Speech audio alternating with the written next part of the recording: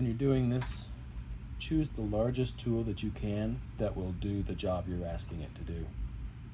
Otherwise, if you use a smaller tool, it will, first of all, take a lot longer. Second, the pressure will be different, and you'll end up leaving marks that are hard to disguise, hard to get rid of.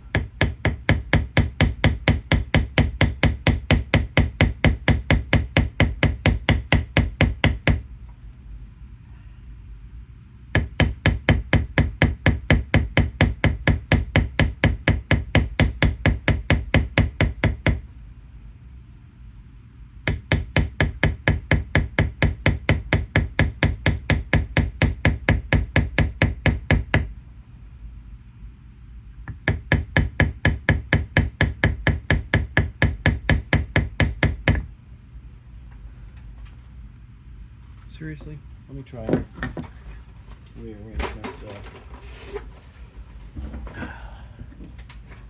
How's that look? It's not too bad, right?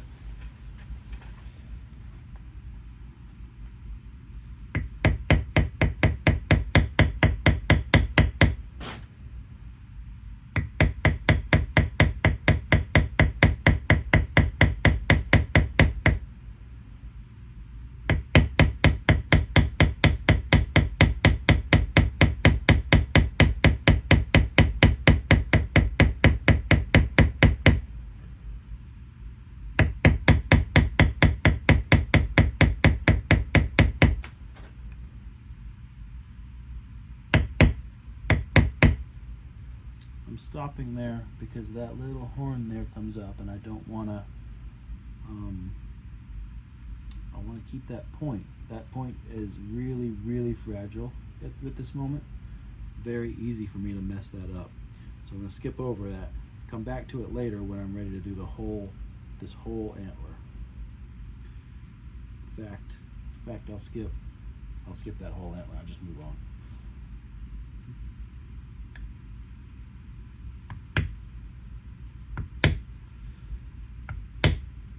I'm going to angle my tool away from the antler. I want to be very careful not to mess that up. And then I can move on. Same story over here, angling it away from this other little antler.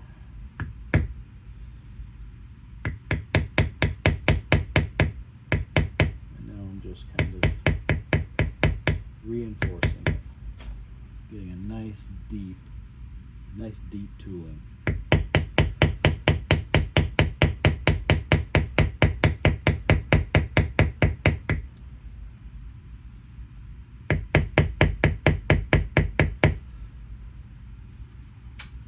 Okay, now we'll go ahead and do let's do the antlers next.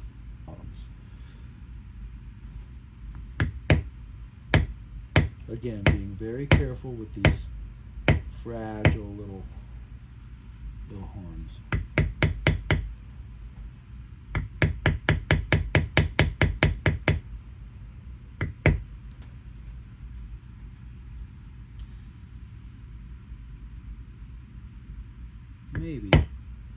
Maybe I should be working from the front to the back, actually. I'm just now thinking. It's been a while since I've done this. Okay, that's not going to work. I'm going to skip over that, use a different tool to finish that one out.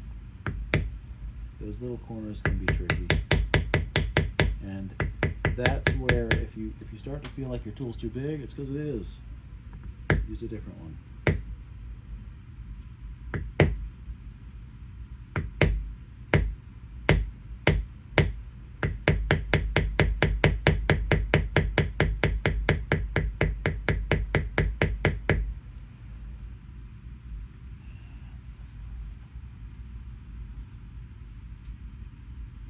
Let's go from the starting at the head this time. Let's see if it feels any different.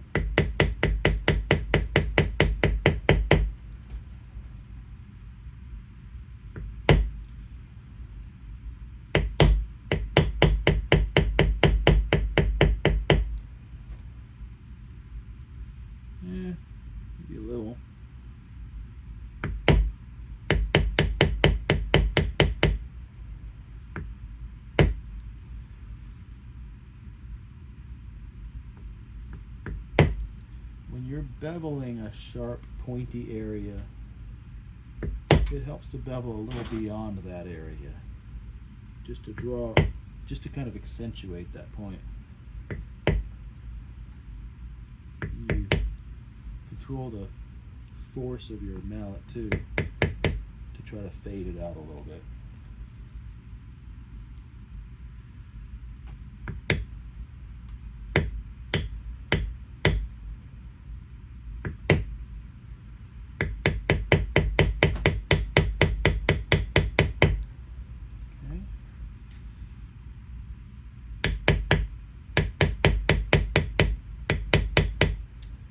Shoot.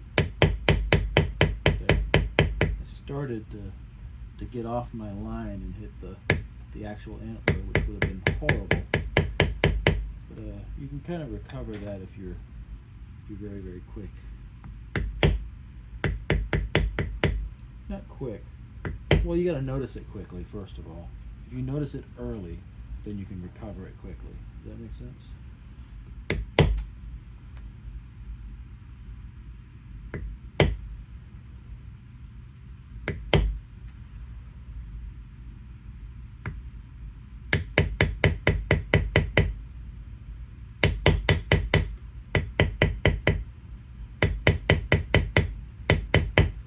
Yeah, I'm beginning to remember that why I prefer to start in the foreground.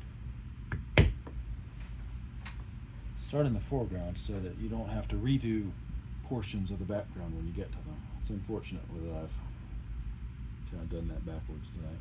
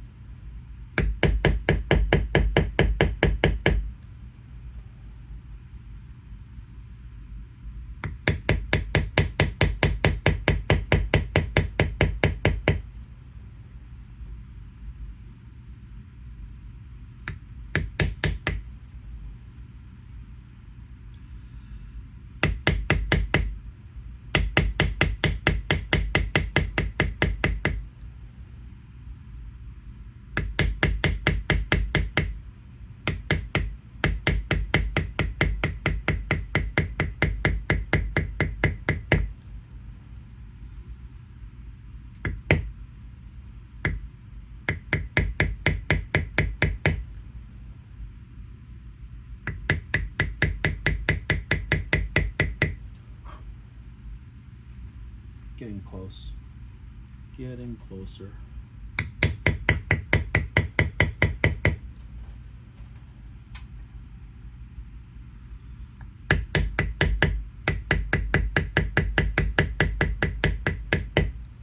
Oh, I hit that antler. You know, I knew I was going to do it eventually. Oh well, now I get to show you what I do when I hit the antlers. First, fix it by going over the line that you've already created, right? Not only will that mat down the background, it will sometimes pop up the foreground a little bit from the force of the foot going into the cut. Then get a modeling spoon. Gently try to smooth out the texture that the bevel created. And that's it. It's that one came out. It came out nicely. Good. Came out fine. Moving on.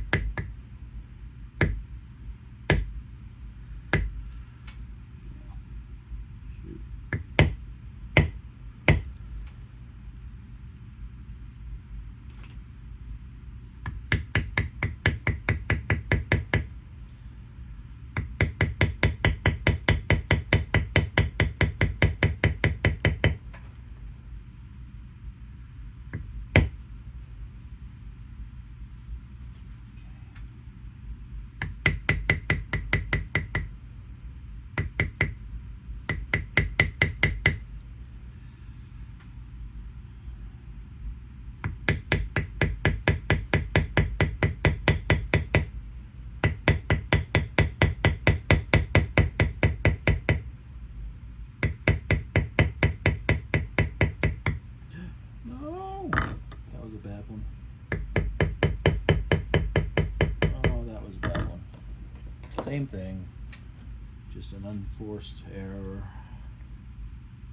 My eyes were not where they needed to be. Shoot. So first I'll try to smooth it out. This will also press the antler into the leather, so then I'll come around and try to lift it up away from the leather. That'll help a little. Then, as this will smooth the background, I'll go over the background again.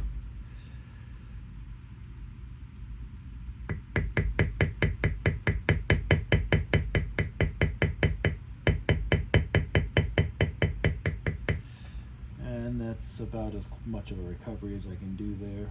I can kind of press it down just a little to make it kind of lie flush with the rest of the antler. That's about it. Unfortunate. On the plus side, it's unlikely to show in this particular project because it's all going to get painted over. As long as the lift is correct, it should be okay. Okay, so now for the head.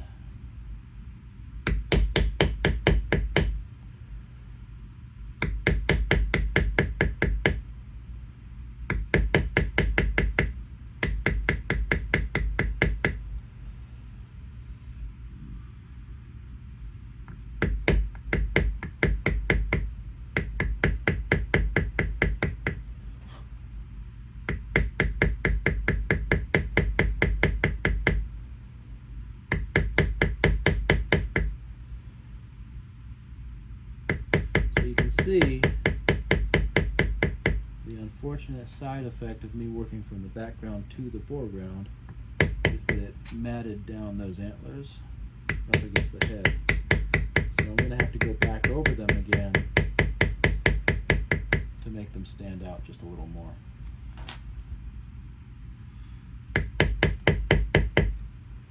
Let's do that now.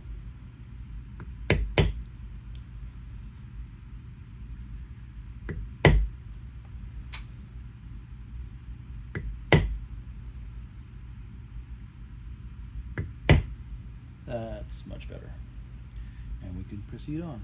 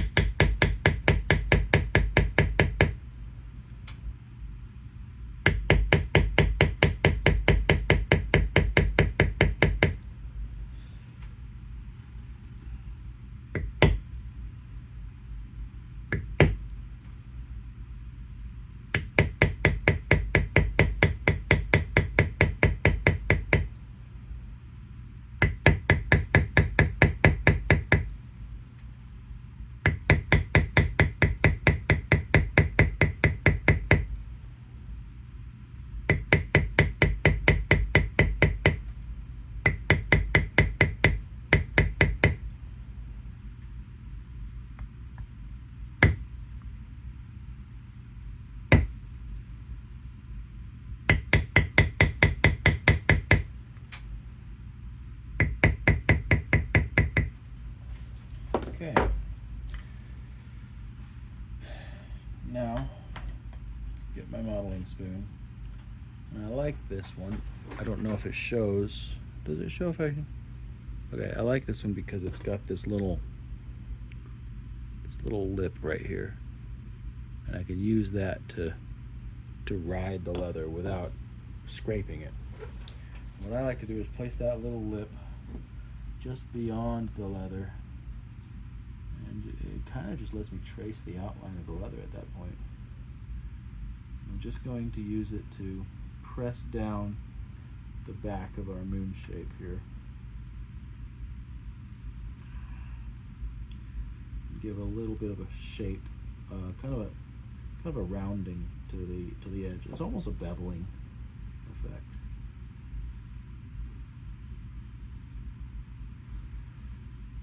And that will really help, I think, with the illusion of it being a sphere and not just a circle.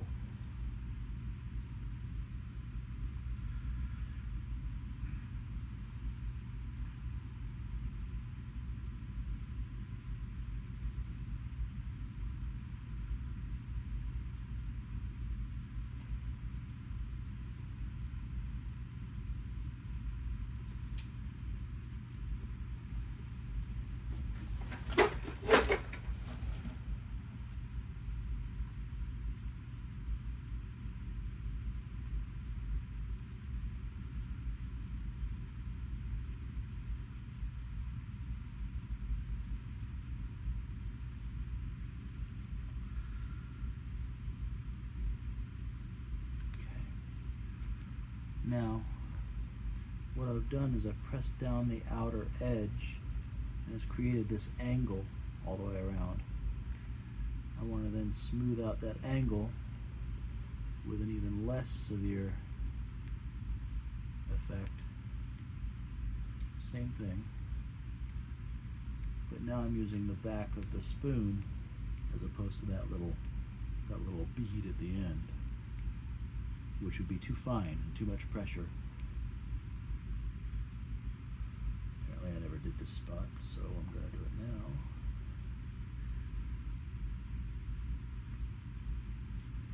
Same here.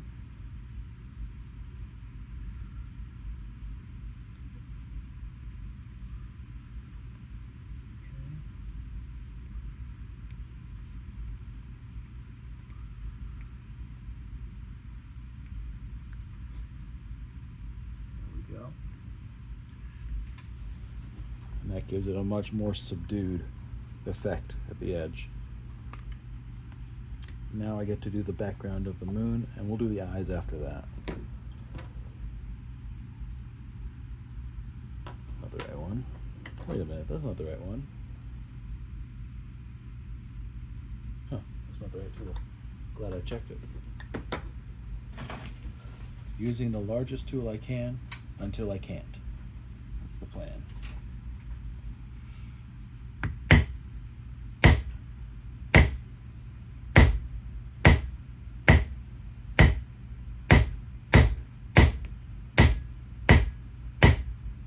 You want to hit the tool, turn it in your hand, that way you reduce the repeat patterns, and then reposition it.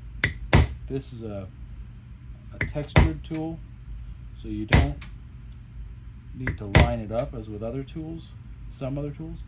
You don't need to line the edges up, but you do need to keep it moving and give adequate space. You don't want to use it like I did a bevel just a minute ago. That would be improper.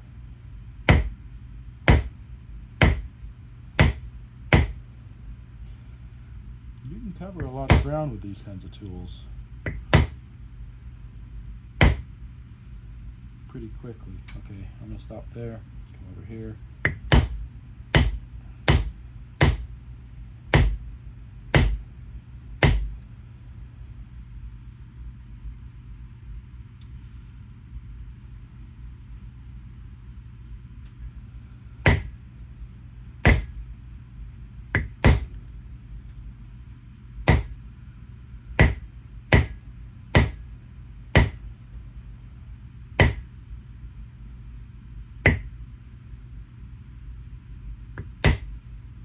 Maybe I can just lean it. I try to use the big one until I can't, so even if I have to lean it. It's easier to gauge how hard to hit it because I've been using it everywhere. When I go to the smaller tool, it's real easy to hit it too hard because the profile of how much pressure is put in is all different. You know, the muscle memory no longer is there. So try to use the big one as long as possible. And then you go to a medium, use the medium as long as possible before you go to a small.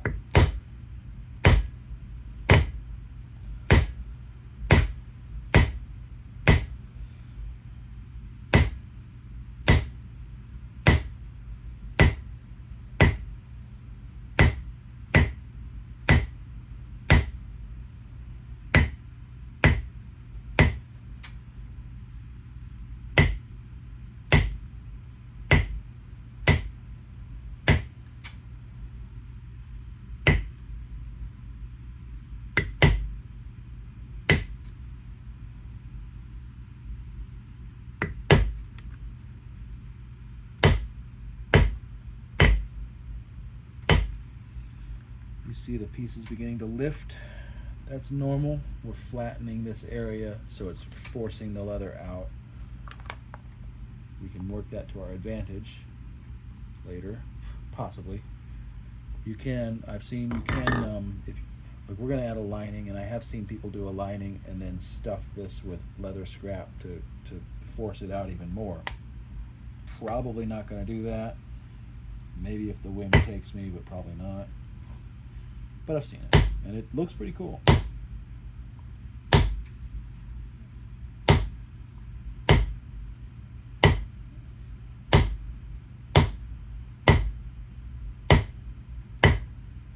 Now I'm just filling in these kind of faint lines that I in between that I didn't quite get. You don't want.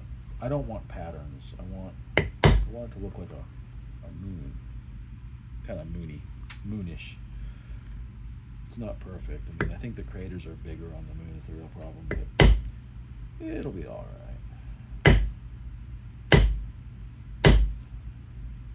If one person looks at it and says, that looks like the moon, mission accomplished. If nobody ever does, well, I think it looks cool.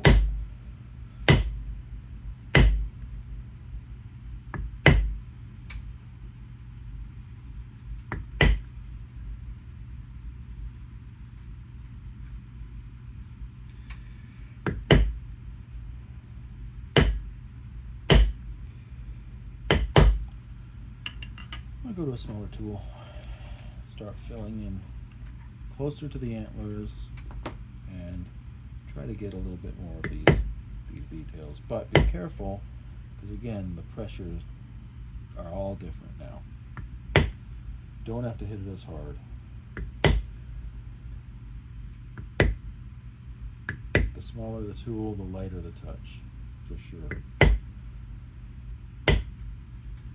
Otherwise, it just doesn't look consistent.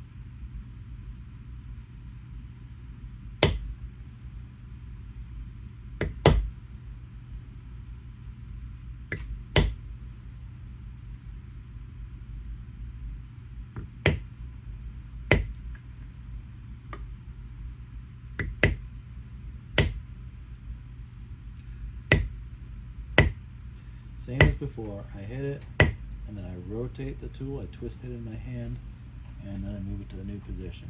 Keep it turning.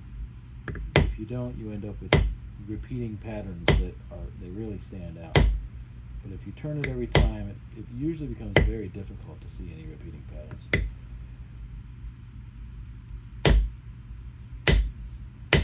Don't have to turn it much either. Just a tiny bit is enough.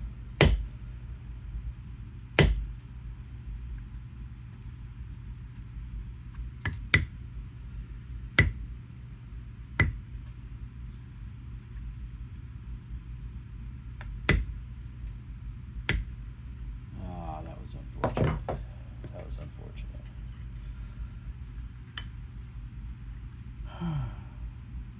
Nice. There. That came out. Not too bad. Not too bad. Not bad at all. Alright, good. I can save it.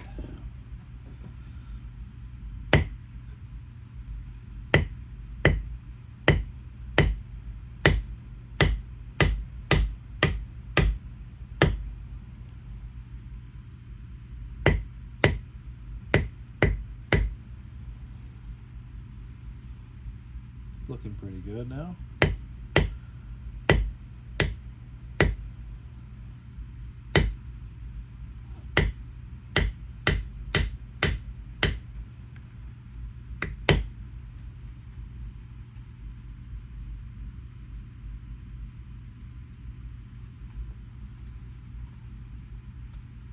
Yeah, I think that's all right. Just gotta handle the eyes now. Now, for the eyes, I have this tiny one now. It's a different texture, so I'm not sure it's gonna look good if I use it. So I'm gonna test it on a little scrap. This isn't really cased, but it may work anyway.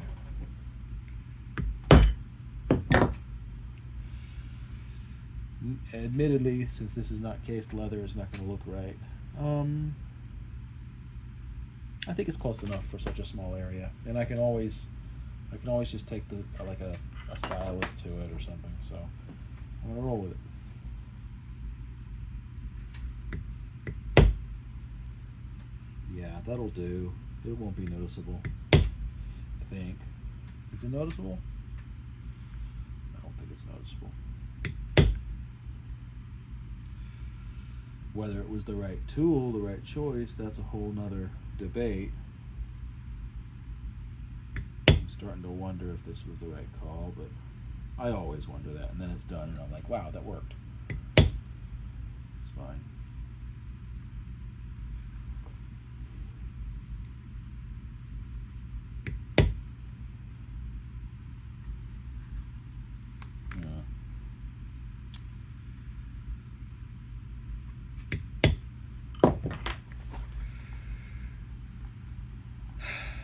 I'm okay with that.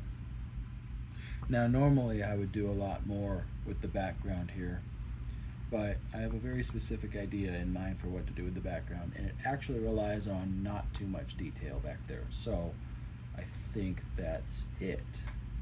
I think that's the end of the tooling. I think I'll pop that out, and I'll toy with the idea of maybe I do want to put something here to just make it want to stand out, because if I have a lining up against it, especially because if I flex, it's going to want to pop inward, you know.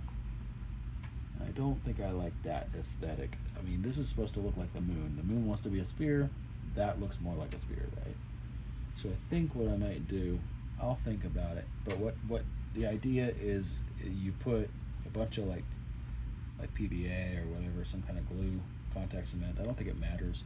You mix it with leather dust and shavings and stuff, and then you just pad that up. That way it gives that texture while everything else can lay flat.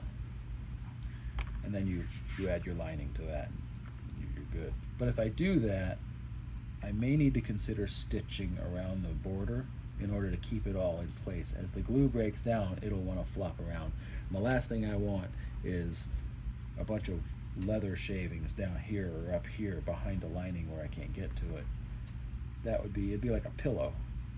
That'd be bad. But if I do that and I have to add a stitch line here, then I mean, that's gonna spoil the effect I'm looking for. Yeah, I'm not gonna do it. Darn, I really want to, but I think that I should not. I think I will regret that if I add a line of stitching there. I almost wonder about running like a groove here and then using stitching at an angle. That way all the stitching is in the back, but you know, it may pop out because that'd be weak. That'd be a very weak portion of leather. I'm not gonna do that. Nah, it's not for this project. Maybe a different one. So that's it. Now we go on to coloring, painting. That's gonna be really interesting. That's where things are gonna start to look really cool. Or, you know, ruined. One of the two. Anyway, that's the result. Came out okay, I hope. You tell me. What do you think? What do you think? Leave a comment. Tell me. Hope it looks alright.